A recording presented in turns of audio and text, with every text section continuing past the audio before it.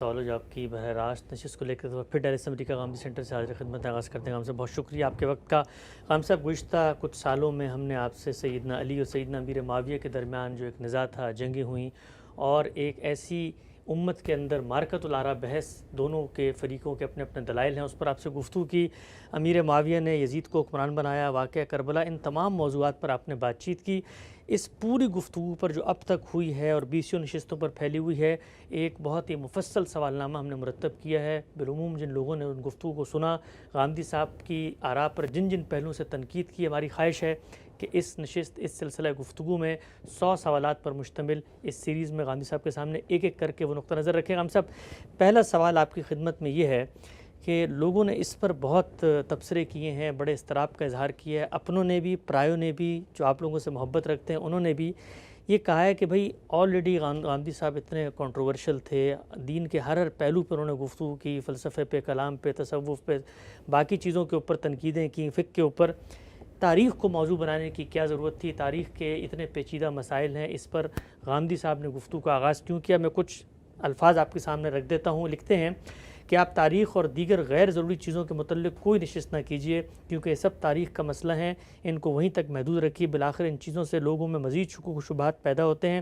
تاریخ کے واقعات زیر بحث لانے سے بہت سارے مسائل خود آپ کی فکر کی قبولیت میں مزاحم ہو جائیں گے. بہت سارے لوگ آپ نے حسن ظن رکھتے ہیں، لیکن آپ کی تاریخی آراء کی وجہ سے باقی چیزوں سے بھی دور ہو رہے ہیں. آپ اس موضوعات پر گفتگو نہ کیجیے. کیا ضرورت تھی قرآن و سنت کو چھوڑ کے اس طرح کے موضوعات میں جانے کی؟ ہم سب پہلا سوال آپ کی خدمت میں یہ ہے. بڑا لمبا عرصہ جو لوگ آپ کی اپنی فکری احیاء کی تحریک سے واقف ہیں وہ جانتے ہیں کہ ان تاریخی موضوعات کو آپ نے کبھی براہ راست موضوع نہیں بنایا تھا. گزشتہ 2-2.5 سال میں ہم نے آپ سے مختلف سلسلہ وار گفتگو کی، موضوع بنایا. لوگ کہتے ہیں نہ بناتے تو اچھی بات تھی. محرک کیا تھا بنانے کے پیچھے؟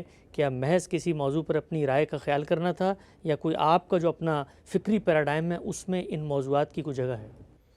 یہی اعتراض لوگوں نے مولانا سید ابوالعلا صاحب مودودی پر کیا جب انہوں نے خلافت و ملوکیت لکھی. اس کا انہوں نے جواب دیا ہے. خلافت و ملوکیت کے آخر میں ایک ضمیمہ ہے جس میں اس سوال کا جواب دیا گیا ہے. انہوں نے یہ بتایا کہ جب ہم خدا کے دین کی دعوت پیش کرتے ہیں تو ہمارا مخاطب صحابہ کرام کی تاریخ سے الگ نہیں کر پاتا. دین میں 2 پہلوؤں سے صحابہ کرام کی پوری جماعت کی بڑی غیر معمولی اہمیت ہے. رسالت مآب صلی اللہ علیہ وسلم نے یہ دین دیا، یہ ہم تک اس جماعت کی وساطت سے پہنچا ہے. اس جماعت کے بارے میں اللہ تعالیٰ نے قرآن میں یہ بتایا کہ کنتم خیر امت اخرجت للناس. یہ وہ بہترین جماعت ہے جو اللہ نے لوگوں کی ہدایت کے لیے برپا کی ہے. ہم نے اب تک جتنی گفتگو دین پر کی ہوگی اس میں دین کے منتقل ہونے کا یہ ذریعہ ہر جگہ زیر بحث ہے کہ صحابہ کا اجماع، صحابہ کا تواتر، ان کے ذریعے سے یہ دین پہنچا ہے. چنانچہ دین کی کوئی ہدایت بھی اگر قرآن میں بیان ہوئی ہے یا سنت میں ہے تو صحابہ نے اس پر کس طرح عمل کیا یہ لازماً زیر بحث آتا ہے. یہ اسی کا ایک جزو ہے. مجھے نہیں معلوم کہ لوگوں نے اس طرح کی باتیں مجھے پڑھنے کے بعد کی ہیں یا اس کے بغیر. بہت ابتدا میں جو سب سے پہلی کتاب میرے قلم سے نکلی وہ اسی موضوع پر تھی. عجیب. اچھا. یعنی جب اللہ تعالیٰ نے امرہم شورا بینہم کا اصول بیان کر دیا ہے تو امرہم شورا بینہم کے اصول پر کیسے عمل ہوا ہر آدمی پوچھے گا. اس میں یہ فیصلہ سنانا پڑے گا کہ عمل ہوا تو اس طرح ہوا، اور نہیں ہوا تو اس کی ذمہ داری اللہ اور اللہ کے پیغمبر پر نہیں آتی. یا اگر نہیں ہوا تو صحابہ کرام نے آخر اپنے سامنے کیا عذر رکھا اس کے لیے. امرہم شورا بینہم کی ہدایت اگر موجود نہ ہوتی تو اس کے صاف معنی یہ تھے کہ مسلمانوں نے حکومت کیسے قائم کرنی ہے، کیا فیصلہ کرنا ہے، یہ لوگوں کا معاملہ ہے. چاہیں تو جا کے ملوکیت قائم کر لیں، چاہیں تو کوئی آمریت قائم کر لیں.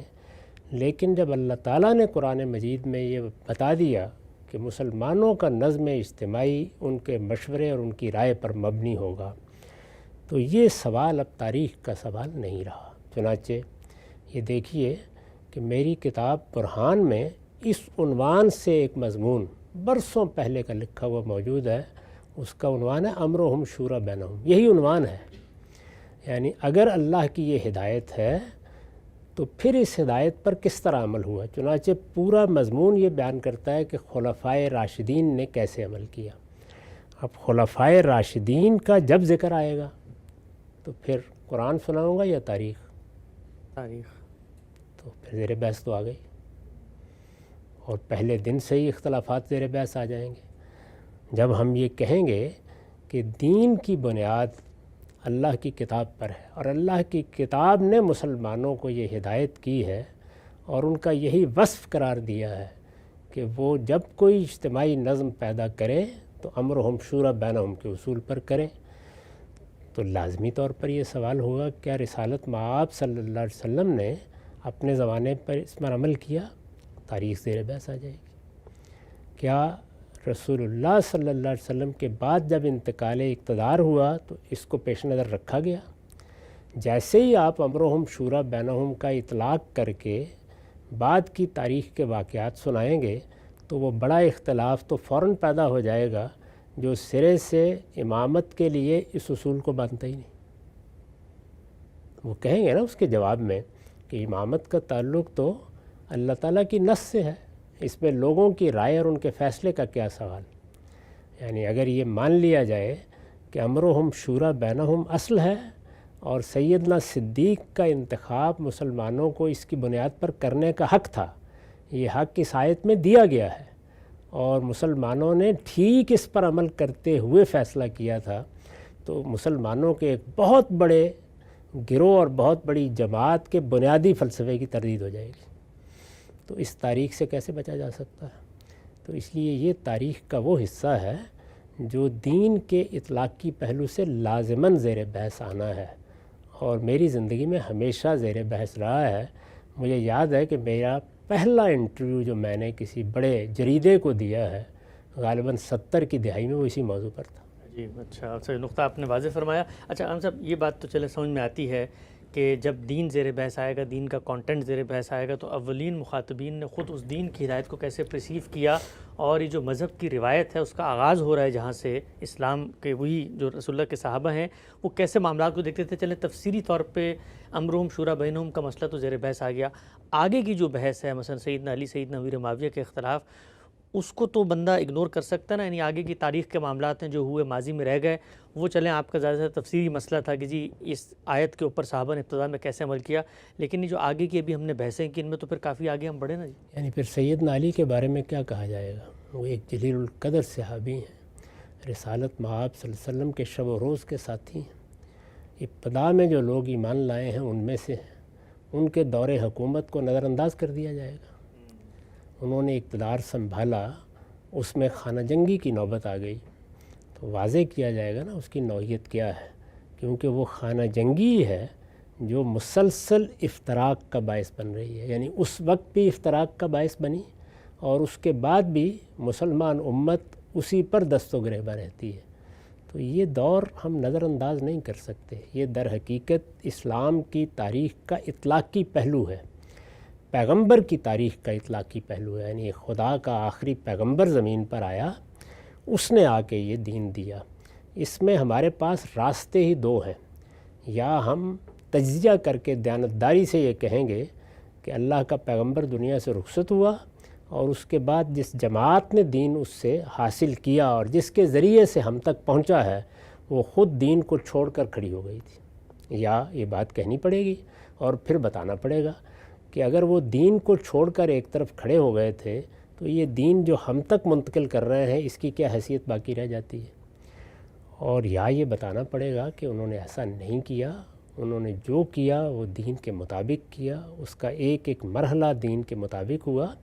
ہاں البتہ انسانی سطح پر جو غلطیاں ہو سکتی ہیں یا کوئی ایسی چیز ہو سکتی ہے اس سے وہ بھی پاک نہیں تھے، لیکن اللہ نے اس جماعت کو اس سے محفوظ رکھا کہ وہ کسی گمراہی کے علمبردار بن جائیں کسی افتراق کے علمبردار بن جائیں۔ انہوں نے اپنی طرف سے دین پر عمل کرنے میں کوئی کسر اٹھا نہیں رکھی، بلکہ نازک سے نازک صورتحال میں انہوں نے دین کی ہدایت کو مضبوطی سے پکڑے رکھا۔ یعنی کوئی شہادت نہیں مل سکی کہ آخری صحابی تک کسی نے کوئی روایت رسالت مآب صلی اللہ علیہ وسلم کی طرف غلط منسوب کرتی ہو، کسی نے کوئی جھوٹی بات پیغمبر کی نسبت سے کہہ دی ہو۔ یہاں تک کہ ہمارے محدثین نے ایک ایک شخص کو کھنگال ڈالا ہے اور کہنے پر مجبور ہو گئے ہیں کہ الصحابۃ کلھم عدول، یعنی دین کے معاملے میں اللہ کے پیغمبر کی روایت کو بیان کرنے میں وہ سب کے سب قابل اعتماد ہیں۔ اور اسی طریقے سے نازک حالات میں جنگ و جدال کی نوبت آ گئی ہے۔ ذرا انگلی اٹھا کے بتائیے کہ سیدنا علی کے کسی اقدام پر آپ کوئی اعتراض کر سکتے ہیں؟ یعنی اس صورتحال میں بھی ایک ایک قدم وہ کوشش کر رہے ہیں کہ دین کی ہدایت کے مطابق اٹھائیں۔ تو صرف یہی نہیں بیان کرنا کہ ہمارے پاس دین کی بنیادی ہدایت ہے کیا اس معاملے میں، نہ ہوتی تو یہ ہمارا موضوع نہ بنتا۔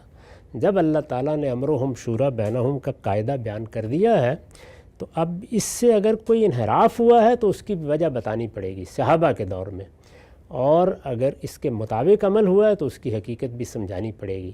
یہ دونوں چیزیں اس کے اطلاقی پہلو کا بیان ہے۔ صحابہ کے دور کے بعد کی تاریخ پر اگر کبھی گفتگو کرنی پڑی تو پہلے اعلان کریں گے کہ ہمیں غلط کام کرنے جا رہے ہیں، لوگ سننے کے لیے تیار ہو جائیں۔ جی، ہم سے نقطہ آپ نے واضح کیا۔ اسی سے متعلق ایک کمنٹ ہماری سامنے آیا ہے، میں غام صاحب خدمت رکھتا ہوں۔ انہوں نے لکھا ہے کہ حسن الیاس صاحب، میری مؤدبانہ گزارش ہے کہ آپ تاریخ کے سوالات کو زیر بحث نہ لائیں۔ تاریخ کے مسئلوں پر جتنے بھی اہل علم ہیں اپنے قلم و زبان کو استعمال کیا ہے۔ پوری دنیا میں آج تک کبھی تاریخ پر کوئی کسی کو متفق نہیں کیا سکتا۔ اور غامدی صاحب سے درخواست ہے کہ حسن صاحب جب آپ کی خدمت میں سوال پیش کریں تو آپ یہ کہہ کر اس جواب کو رد کر دیں کہ آپ جائیں اور خود مطالعہ کر لیں۔ اچھا غام صاحب، یہ ایک عام آدمی جو ہے وہ یہ کہتا ہے کہ یار یہ پہلے تصوف تھا، پھر فقہ تھی، پھر کلام تھا، پھر موسیقی تھی، پھر اس کے بعد جو ہے تصویر ہوئی، پھر کتے کا مسئلہ ہوا، اب غامدی صاحب نے یہ تاریخ کے معاملے میں بم پھوڑ دیا، اب کہاں کہاں ڈیفینڈ کریں ہم ان چیزوں کو؟ یہ تاریخ جو ہے یہ کتے سے بھی کمتر ہے، یعنی اس پر تو لوگوں کو بہت تشویش تھی کہ بتایا جائے وہاں کیا چیز زیر بحث ہے۔ یعنی کتے کا مسئلہ کیا قرآن میں زیر بحث ہے، سنت میں زیر بحث ہے، وہ بھی تاریخ میں زیر بحث ہے۔ عجیب، اچھا، حدیث بھی تاریخ ہی ہے۔ یہ جو حدیث ہم پڑھاتے ہیں یہ کیا ہے؟ زمانہ رسالت کی تاریخ ہے۔ تو زمانہ رسالت کی تاریخ ہے، صحابہ کا دور اسی کا ایک حصہ ہے، اس کو الگ نہیں کیا جا سکتا۔ وہاں یہ بات طے کرنی پڑے گی ہر حال میں کہ کون سا کام ہے جو دین کی ہدایت کے مطابق ہوا، اور اگر نہیں ہوا تو اس کی وجہ کیا ہوا، بتانا پڑے گا ہر حال میں۔ تو یہ سب تاریخ ہے جتنی بھی ہے۔ البتہ صحابہ کا دور جب گزر گیا اس کے بعد جو کچھ ہے وہ پھر 2 آراء ہو سکتی ہیں، 4 آراء ہو سکتی ہیں۔ اس میں کوئی آدمی اگر پوری کی پوری بات کو بھی رد کر دیتا ہے، کسی حکمران کو ہدف تنقید بنا لیتا ہے تو بنا لے، یہ اس کا کام ہے۔ لیکن میں آپ سے پوچھتا ہوں کہ ابھی ہم اعتراضات سیریز میں حدیث پر گفتگو کر رہے تھے، اس میں 7 نشستوں میں ہم نے بتایا حدیث کی تاریخ کیا ہے، تو پھر کیا وہ بھی بیان نہ کی جائے؟ اور وہ تاریخ 3 صدی تک بیان کرنی پڑی ہے، اس لیے کہ رسالت مآب صلی اللہ علیہ وسلم کی نسبت سے جو حدیث روایت ہوئی ہے اس کے جو اب سب سے زیادہ متداول، سب سے زیادہ قابل اعتماد مجموعے ہیں وہ 3 صدی کے ہیں۔ یہ بخاری، یہ مسلم، یہ سنن اربع، ان تک بات کو پہنچانا پڑا ہے کہ پہلا مرحلہ کون سا تھا، دوسرا کون سا تھا، تیسرا کون سا تھا۔ اس کو تو چھوڑ دیجئے، اس سے پہلے ہم نے بڑی تفصیل کے ساتھ قرآن پر گفتگو کی، اس میں بھی اسی دور تک لا کر بتانا پڑا کہ قرآن مجید کس طریقے سے منتقل ہوا ہے، حفاظت کیسے ہوئی ہے، اس کی قرأتوں کے مسائل کیسے پیدا ہوئے ہیں۔ تاریخ سے آپ صرف نظر نہیں کر سکتے، جب وہ دین سے متعلق ہو کر آئے گی تو جواب دینا پڑے گا ہر حال میں۔ تو اس لیے میں نے اس میں کوئی اپنے طے شدہ طریقے سے اختلاف نہیں کیا، انحراف نہیں کیا، اسی طریقے کے مطابق ان مباحث کو زیر بحث لا رہا ہوں جو قرآن کی کسی ہدایت کے نتیجے میں اطلاقی طور پر پیدا ہوتے ہیں۔ اچھا یہ بتائیے گا، ایک نقطہ انہوں نے اٹھایا یہاں پر، اہم علمی نقطہ مجھے لگتا ہے، جب آپ بات کرتے ہیں حدیث پر اور اس کو رسالت مآب صلی اللہ علیہ وسلم کے سیرت و سوانح، آپ کے علم و عمل کی روایت، آپ کے زمانے کی تاریخ کے طور پر پیش کرتے ہیں تو وہاں اصول بتاتے ہیں جی قرآن کے 4 کارنرز میں ان کو رکھ کے سمجھیں۔ تو وہاں پر تو چلیں حدیثوں کا کوئی اختلاف ہے تو قرآن کی روشنی میں رفع ہو جائے گا، جو بات کی تاریخ ہے اس کو قرآن کی روشنی میں کیسے آدمی رکھ کے دیکھے گا؟ اس لیے کہ وہاں پر تو اطلاقی نزاعات، اپلائیڈ مسئلے درپیش ہیں، ان کے کریکٹرز مختلف ہیں، وہاں تو اللہ کا پیغمبر ہے، دین کی ہدایت کی شرح و وضاحت تفہیم و تبیین کر رہا ہے، یہاں پر تو عام لوگ ہیں۔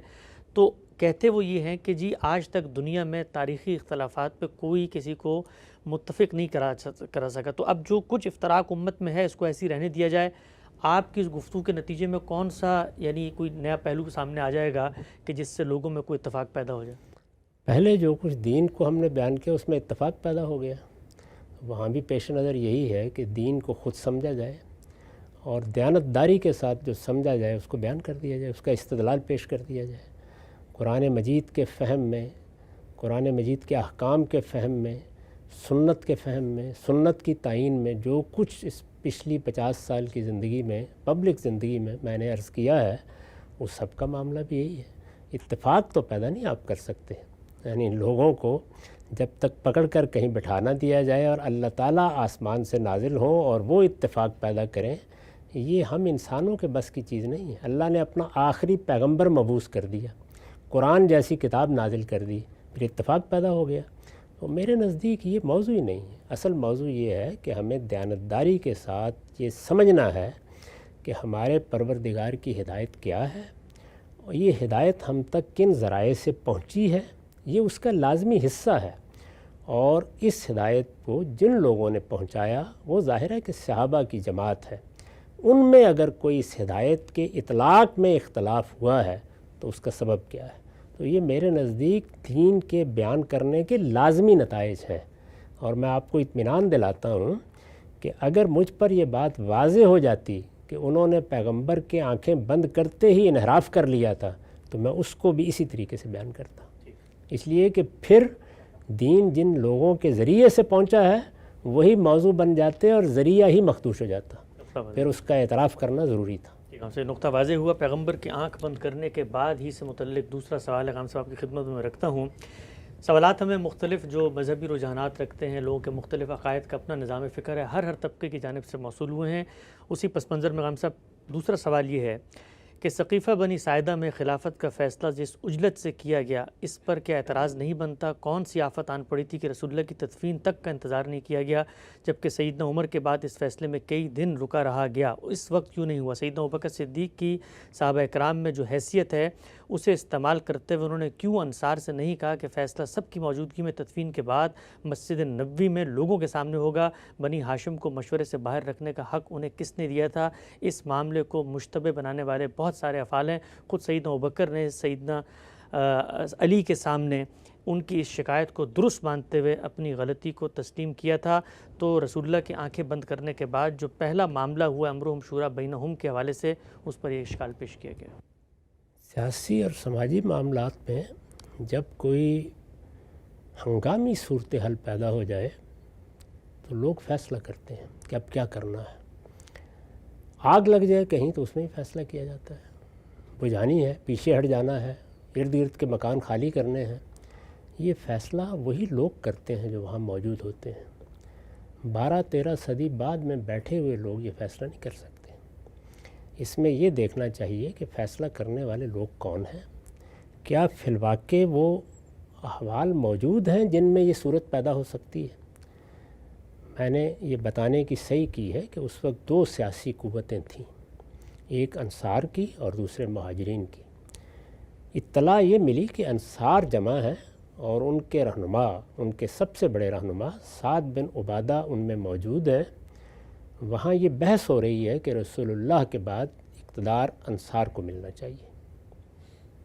اس بحث کی اطلاع ملی۔ یہ بحث آج بیٹھ کے سوچا جا سکتا ہے کہ ہوتی رہتی، کیا قیامت آ جاتی۔ یہ ان کو اس وقت فیصلہ کرنا تھا کہ اس بحث سے کوئی برا نتیجہ تو نہیں نکل آئے گا۔ قرآن بتاتا ہے کہ مدینے میں اچھا بھلا گروہ منافقین کا موجود تھا۔ یہ ہم جانتے ہیں کہ رسول اللہ صلی اللہ علیہ وسلم کے بعد بہت بڑے پیمانے پر ارتداد کی لہر پیدا ہو گئی۔ یہ جانتے ہیں کہ مانعین زکوٰۃ کے خلاف سیدنا صدیق کو اقدام کرنا پڑ گیا۔ یہ سب تو جزیرہ نما عرب میں ہوا اور اس کے واقعات سے لوگ بخوبی واقف ہیں۔ مدینہ میں اگر یہی صورتحال پیدا ہو جاتی تو انہوں نے اس وقت کے حالات کو سامنے رکھ کے یہ فیصلہ کیا، اور اس وقت بھی بعض لوگوں نے اعتراضات کیے، اس وقت بھی کیے۔ چنانچہ سیدنا عمر نے اس پر خطبہ دیا، وہ خطبہ بخاری میں نقل ہو گیا ہے، اس میں انہوں نے اپنا دل کھول کے سامنے رکھ دیا۔ کتنے سیاسی معاملات ہیں جو ہم روزمرہ کرتے ہیں، ہمارے رہنما کرتے ہیں، بڑے اقدامات کرتے ہیں، اس میں انہی کو فیصلہ کرنا ہوتا ہے۔ تو جن لوگوں نے فیصلہ کیا وہ اس جماعت کے رہنما تھے، وہ اس کے زعماء تھے۔ میں نے عرض کیا نا کہ رسول اللہ کی دعوت نے جو جماعت پیدا کی اور جس کو اقتدار منتقل ہوا، اس جماعت کو منتقل ہوا، اصلاً انہی کو فیصلہ کرنا تھا۔ اس جماعت میں لیڈرشپ کے مقام پر کون لوگ تھے، تو انہوں نے ایک ہنگامی صورتحال کا اندازہ کر کے اقدام کیا، اس کے وجوہ بیان کر دیے، اور اگلے دن ان کے اس اقدام کو لوگوں نے شرح صدر کے ساتھ قبول کر لیا۔ وہ اگلے دن کوئی جتھا بنا کے نہیں آئے، انہوں نے مسجد میں آ کے لوگوں کی گردنوں پر تلوار نہیں رکھی، یہ بتایا کہ یہ پس منظر تھا، اس میں ہم نے یہ رائے قائم کی ہے۔ تو لوگوں میں سے انصار ہوں، مہاجرین بھی ہوں، کسی نے کوئی اعتراض نہیں کیا، اور اگر کسی جگہ پہ کوئی شکایت پیدا ہوئی یا کسی نے کوئی بات کی تو اقلیت میں کی۔ جمہوری فیصلے اکثریتی کی بنیاد پر کیے جاتے ہیں، اس میں 100% اتفاق ضروری نہیں ہوتا۔ ٹھیک ہے، ہم سے نقطہ آپ نے واضح کیا۔ آج کی نشست کا آخری سوال کمنٹ کی صورت میں آپ کی خدمت میں رکھتا ہوں۔